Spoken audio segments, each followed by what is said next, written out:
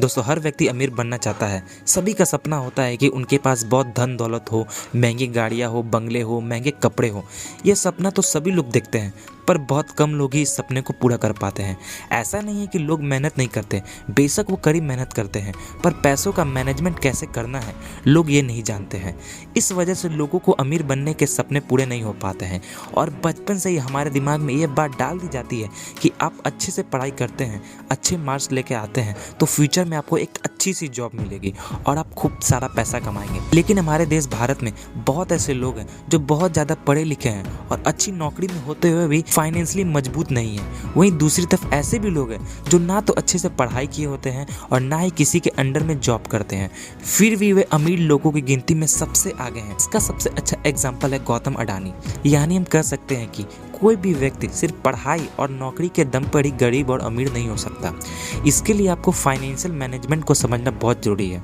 तो दोस्तों, अगर आप भी अपनी लाइफ को बेहतर बनाना चाहते हैं और अपनी लाइफ में अपने हिसाब से काम और खूब पैसा कमाना चाहते हैं तो फाइनेंशियल मैनेजमेंट पे लिखी best seller book rich dad poor dad आपको कंपलसरी पढ़ना चाहिए, क्योंकि इस किताब को बहुत सफल लोगों ने पढ़ा है। और इस बुक में ऑथर ने कई सफल व्यक्तियों के बहुत सारे रहस्य बताए हैं कि अमीर लोग आज इतने अमीर क्यों हैं और अपनी लाइफ में इतने सफल क्यों हैं, इसके पीछे वजह क्या है। इस बुक को पढ़कर आप इन सब के बारे में जान सकते हैं और आप लोग भी अपनी लाइफ में सफलता पा सकते हैं। तो इसलिए दोस्तों आज के इस वीडियो में हम 6 ऐसे गोल्डन लेसन डिस्कस करेंगे जो रॉबर्ट टी कियोसाकी ने अपनी book rich dad poor dad में बताई है। इस बुक में हम समझेंगे कि आप पैसे के लिए नहीं, पैसा आपके लिए कैसे काम करता है और किस तरह आप लाइफ टाइम फाइनेंशियल फ्रीडम पा सकते हैं। तो बुक को डिटेल में समझने के लिए वीडियो को एंड तक देखिएगा, क्योंकि ये वीडियो आपके लिए लाइफ चेंजिंग भी साबित हो सकती है। तो वीडियो को लाइक कर दीजिएगा और हमारे चैनल को सब्सक्राइब कर दीजिएगा। तो चलिए शुरू करते हैं। Lesson number 1, rich don't work for money, money work for them. दोस्तों रिच डैड बताते हैं कि कैसे एक फेयर सर्कल कई दशकों से चला आ रहा है, जिसे ऑथर रैट रेस कहते हैं, जिसका ज़्यादातर लोग हिस्सा हैं। अच्छे कॉलेज से पढ़ाई करो, एक अच्छी नौकरी ज्वाइन करो, फिर एक अच्छी लड़की से शादी करो, फिर शादी के बाद अपने नए परिवार का स्टेटस बनाए रखने के लिए लोन लेकर घर खरीदो, गाड़ी खरीदो, अपने लाइफस्टाइल को क्रेडिट कार्ड की मदद से एकदम हाई क्लास बना के रखो। जब हर महीने के खर्चे फिक्स हो जाएं तो पूरी ज़िंदगी बस जॉब करते रहो, नहीं तो खर्चे कहाँ से पे करोगे।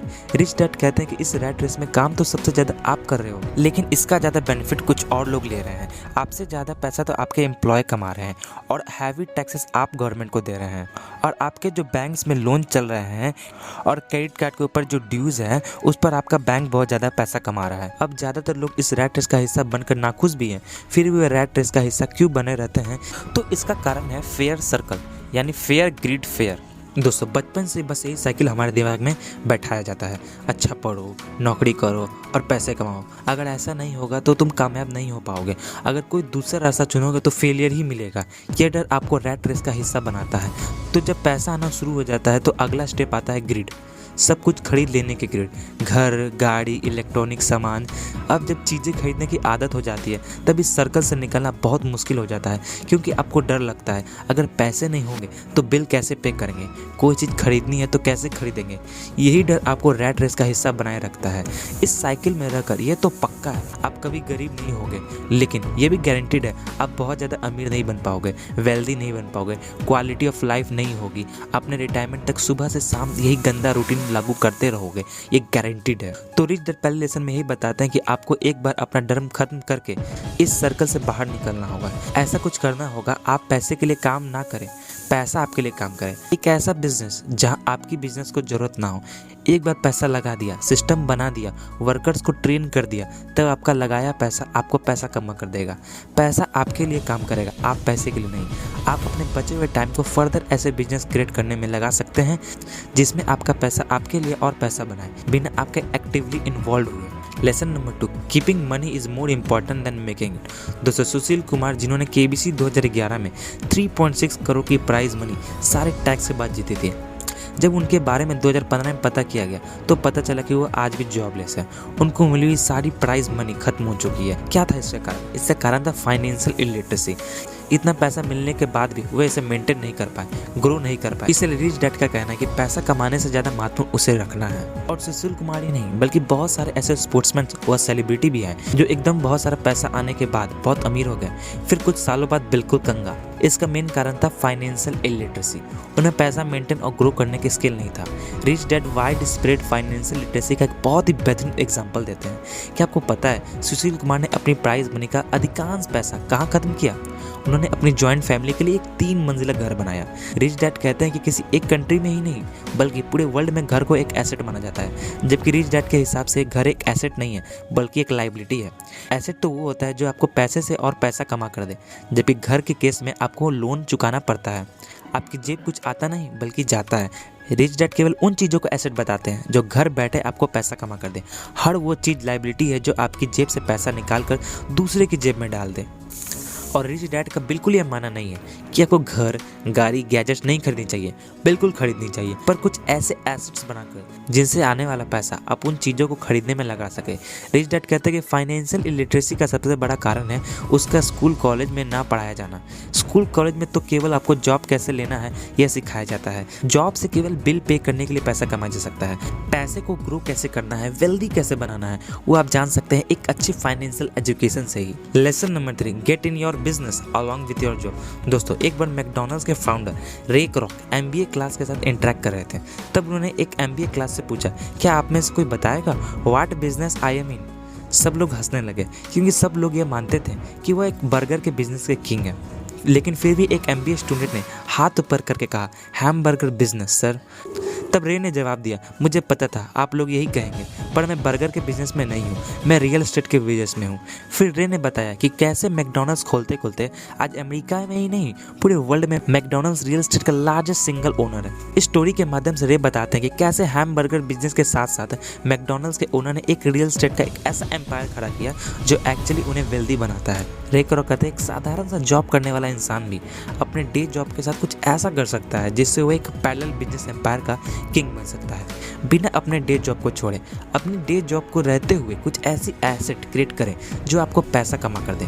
ऑथर कुछ एग्जांपल देते हैं ऐसे एसेट्स के, जैसे एक बिजनेस जो आप शुरू कर दें, बाद में आपके प्रेजेंस की रिक्वायरमेंट ना हो, stock income generating real estate, royalty from intellectual property like music. आपकी डे जॉब केवल इतना पैसा कमा कर देगी जिससे आप केवल बिल भर पाएंगे, लेकिन आपका बिजनेस आपको वेल्दी बनाएगा, रिच बनाएगा। ऑथर एक एग्जांपल देते हुए बताते हैं कैसे उन्होंने अपनी डे जॉब करते हुए कई ऐसे अपॉर्चुनिटी में इन्वेस्ट किया जिन्होंने उन्हें एक्चुअली रिच बनाया और वेल्दी बनाया। Lesson number 4, taxes are for middle class and poor class. दोस्तों, इस लेसन में ऑथर टैक्सेस की हिस्ट्री बताते हैं कैसे टैक्सेस की शुरुआत इस बात से हुई थी कि सोसाइटी में गरीबों और अमीरों के बीच का गैप को खत्म किया जाए, अमीरों पर टैक्स लगाया जाए, उसे गरीबों की सुविधाओं के लिए, उन्हें गरीबी से ऊपर उठाने के लिए यूज़ किया जाए। पहले सिर्फ अमीरों पर टैक्स लगता था, लेकिन धीरे धीरे दुनिया की हर कंट्री में अमीरों के साथ साथ मिडिल क्लास और अपर मिडिल क्लास पर भी टैक्स लगना शुरू हो गया। इससे सिनेरियो बिल्कुल उल्टा हो गया। आज अमीर इंसान अपने दिमाग का इस्तेमाल करके ये टैक्स देने से बच जाता है।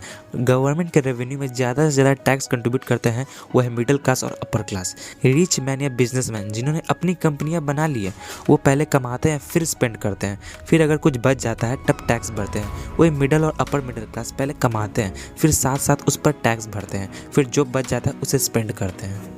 Lesson number 5, the rich invent money. दोस्तों, ऑथर अमीर लोगों के कुछ रहस्य बता रहे हैं कि किस तरह अमीर लोग पैसों के बारे में रिसर्च करते रहते हैं, यानी अपने पैसों से और ज़्यादा पैसा कमाने के लिए नए नए तरीके खोजते रहते हैं। ज़्यादातर लोगों का विश्वास होता है कि उनको लाइफ में कोई अच्छा अवसर मिलेगा और यह सब उनकी किस्मत से होगा, और इसी कारण से वे किस्मत के भरोसे किसी अवसर का इंतजार करते रहते हैं। लेकिन अमीर लोग पैसा कमाने के लिए अवसर ढूंढ ही लेते हैं।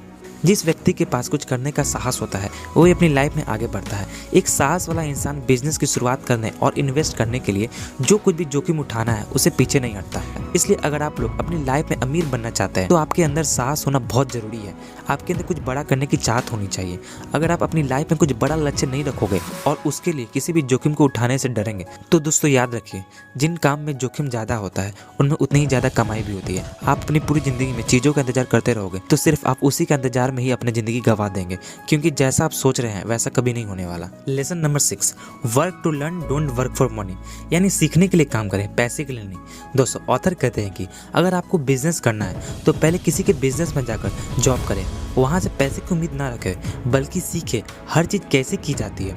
बिजनेस कंपनी चलाने के लिए आपको 3 इंपॉर्टेंट स्टेप आना चाहिए। Number 1, the cash flow management. दोस्तों, इसमें पैसे का हिसाब किताब होता है, इन्वेस्टमेंट कहाँ से लाएं, सैलरी कैसे देते हैं। Number 2, management of system. इसमें अलग अलग डिपार्टमेंट को मैनेज करना सीखना होता है, जैसे production, finance, marketing. Number 3, people management. इसका मतलब है एम्प्लॉय से कैसे डील किया जाता है, जैसे कोई भी कंपनी का ओनर हर स्टाफ से डायरेक्टली बात नहीं करता, इसके लिए हर लेवल पर एम्प्लॉयज होते हैं, जैसे डायरेक्टर, प्रोजेक्ट मैनेजर, सुपरवाइजर। दोस्तों, आपको जानकर हैरानी होगी कि हर MBA को ये चीज़ें सिखाई जाती है, लेकिन 95% दूसरों के लिए नौकरी कर रहे होते हैं, क्योंकि उन्हें थ्योरी पता होती है बट प्रैक्टिकल नॉलेज नहीं होता। इसलिए ऑथर कहते हैं कि इस सब का प्रैक्टिकल नॉलेज लेने के लिए आप कहीं पर काम सीखिए, इससे आपकी प्रैक्टिकल नॉलेज बढ़ेगी। तो दोस्तों, इन में बुक का कंक्लूजन यही है कि कोई भी बिजनेस या इन्वेस्ट करने की शुरुआत करना थोड़ा मुश्किल कार्य है, और उससे भी ज़्यादा मुश्किल होता है उन दिक्कतों का समाधान करना जो शुरू में आती है। कुछ चीज़ें हैं जो आपके बिजनेस और निवेश के समय काफ़ी सहायता करेगी। अपनी long term desire and goals को अपने दिमाग में रखें। आपको सोचना होगा कि आप आखिर लाइफ में करना क्या चाहते हैं। मान लीजिए कि आप अपने परिवार को हंसता खेलता हुआ देखना चाहते हैं, या फाइनेंशियल फ्रीडम पाना चाहते हैं, या आप एक बेहतर लाइफ जीना चाहते हैं। आपका लक्ष्य कुछ भी हो सकता है, लेकिन आपको अपने लक्ष्य को किसी ऐसी जगह पर लिख लेना चाहिए जहां पर आपकी रोज नजर पड़ती हो, और हमेशा नया सीखते रहे और मन में कुछ नया सीखने की चाहत रखें। तो दोस्तों, अगर वीडियो अच्छा लगा तो वीडियो को लाइक कीजिए और हमारे चैनल को सब्सक्राइब कीजिए, ताकि ऐसी वीडियो हम आपके लिए लाते रहें। धन्यवाद।